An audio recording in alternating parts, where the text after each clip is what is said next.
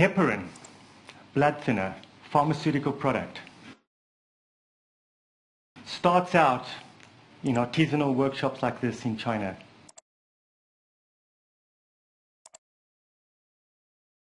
Because the active ingredient comes from pig's intestines.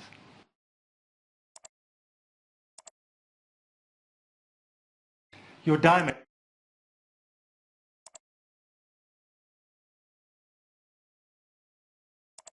You've all heard, probably seen the movie Blood Diamonds. This is a mine in Zimbabwe. Cotton. Right now. Cotton.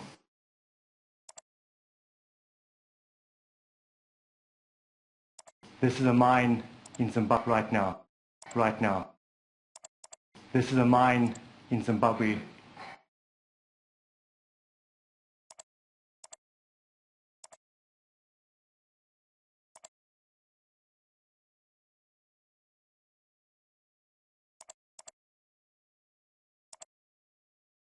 Cotton. Uzbekistan is the second biggest exporter of cotton on earth. Every year, when it comes to the cotton harvest,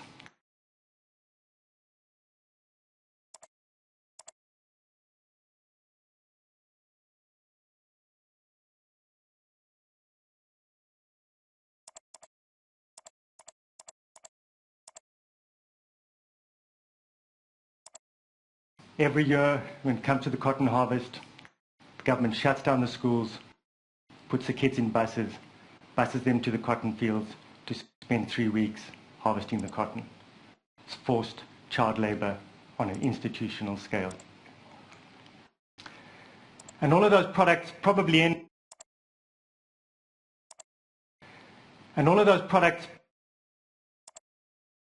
end their lives in a dump like this one in Manila. These places, these origins, represent governance gaps. That's the politest description I have for them. These are the dark pools where global supply chains begin.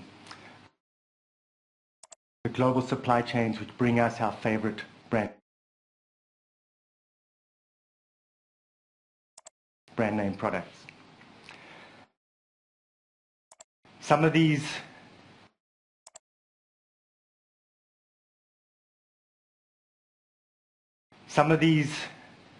governance gaps are run by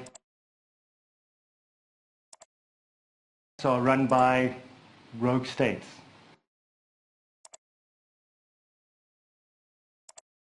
Some of them are not states anymore at all. They're failed states.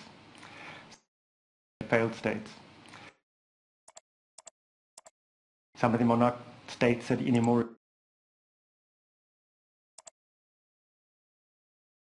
at all. They're failed states.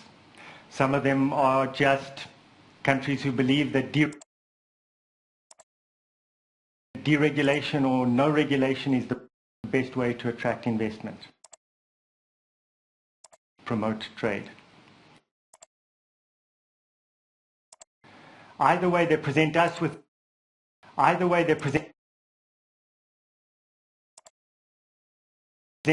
a huge moral and ethical dilemma.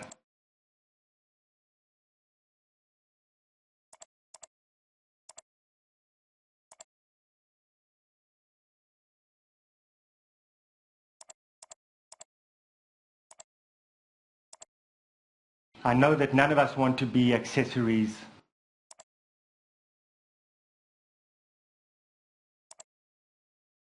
after the fact of a human rights abuse in a global supply chain.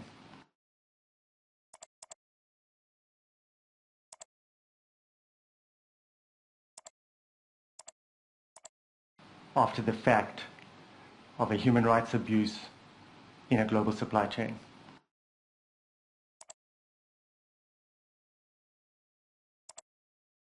After the fact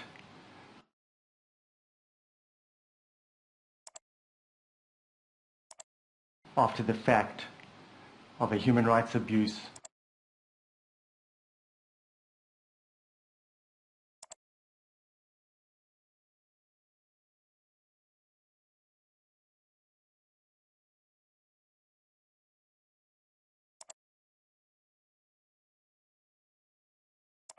of a human rights abuse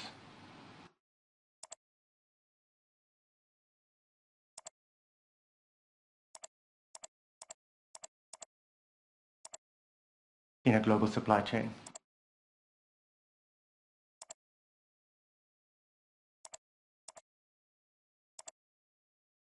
But right now, most of the companies involved in these supply chains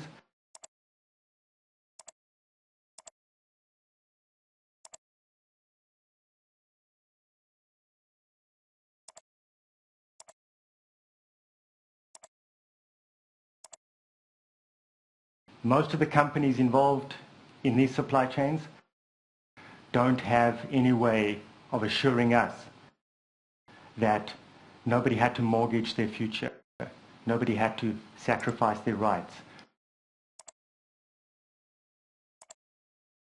nobody had to sacrifice their rights to bring us our favorite brand name products.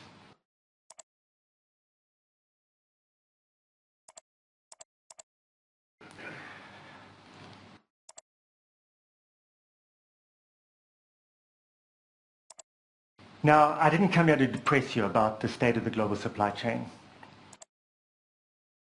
Now, I didn't come here to depress you about the state of the global supply chain.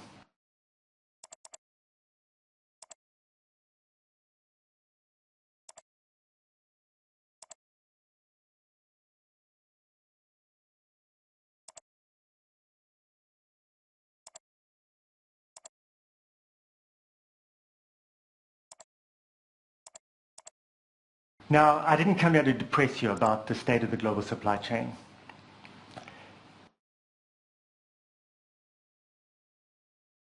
Reality check. We need a reality check. We need to recognize just how serious a deficit of rights we have. This is an independent republic. Probably a failed state. It's definitely not a democratic state. And right now, that independent republic of the supply chain is not being governed in a way that would satisfy us that we can engage in ethical trade or ethical consumption.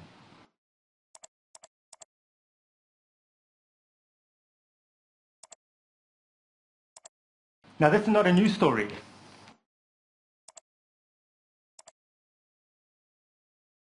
You've seen the documentaries of sweatshops making garments all over the world. Even in developed countries. Even in developed countries. You want to see the classic sweatshop?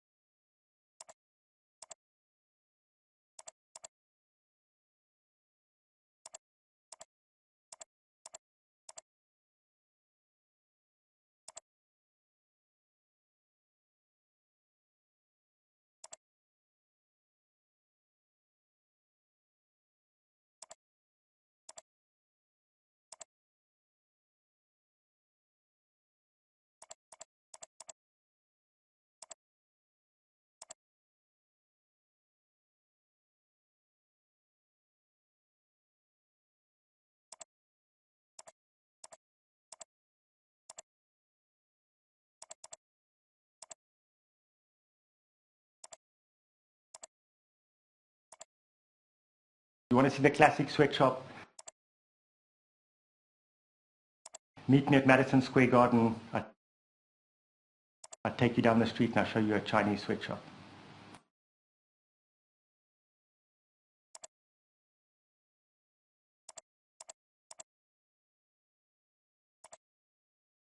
I'll take you down the street and I'll show you a Chinese sweatshop.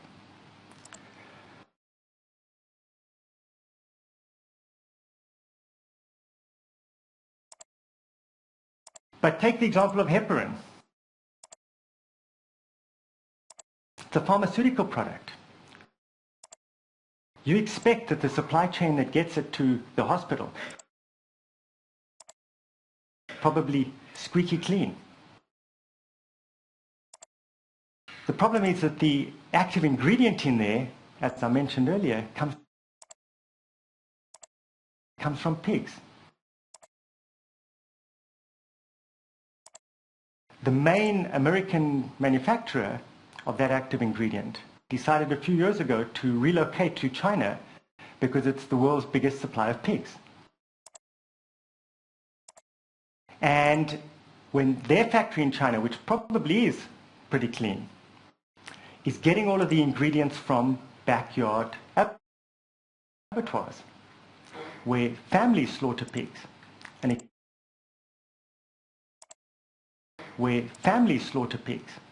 extract the ingredient.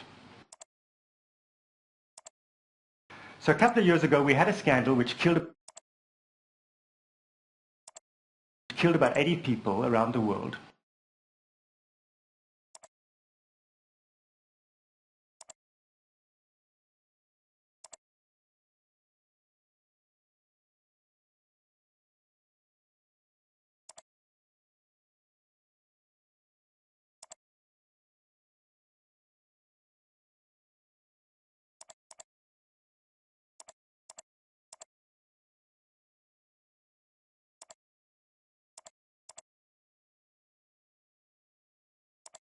Because of contaminants that crept into the heparin supply chain. Worse, some of the suppliers realized that they could